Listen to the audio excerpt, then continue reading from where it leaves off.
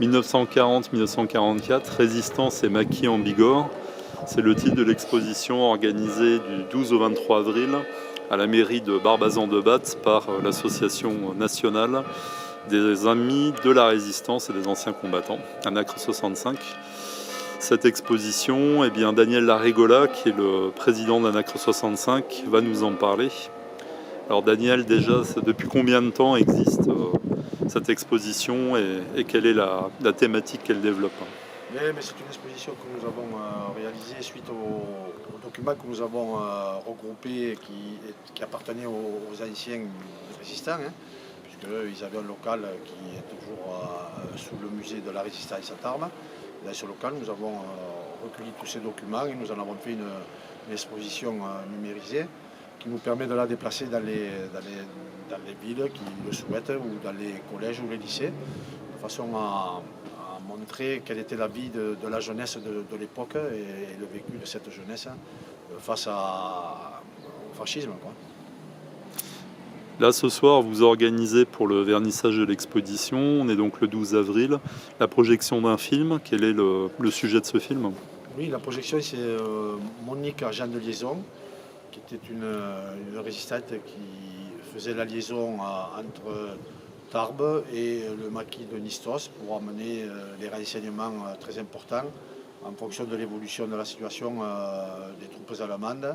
C'est elle qui passait les barrages pour avertir les maquisards qui ne disposaient pas, comme vous vous en doutez, de téléphone portable à l'époque. Est-ce que la résistance a été très implantée dans les Hautes-Pyrénées?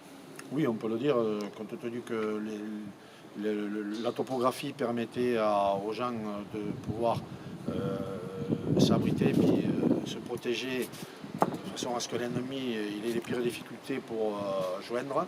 On peut le comparer par exemple à des zones comme dans le Gers où il y a eu des maquis, notamment le maquis de Meillan qui a été encerclé et massacré, car il n'a pas eu la possibilité, comme l'avaient ici les maquis qui étaient sur Bagnères, Lourdes ou sur Nistos, de pouvoir tromper l'ennemi en passant d'une vallée à l'autre. L'ANACRE 65 valorise la mémoire de la résistance et notamment de temps en temps inaugure des ronds-points qui sont dédiés au souvenir des maquis. Est-ce que vous avez cette année des initiatives qui sont prévues en 2016?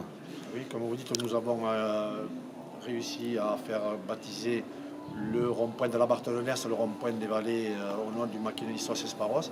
Et là, on a fait la demande aux autorités de façon à pouvoir baptiser le rond-point de Eche au nom des guérilleros espagnols qui ont eu une large part pour permettre aux maquisards justement de se servir des armes et des explosifs.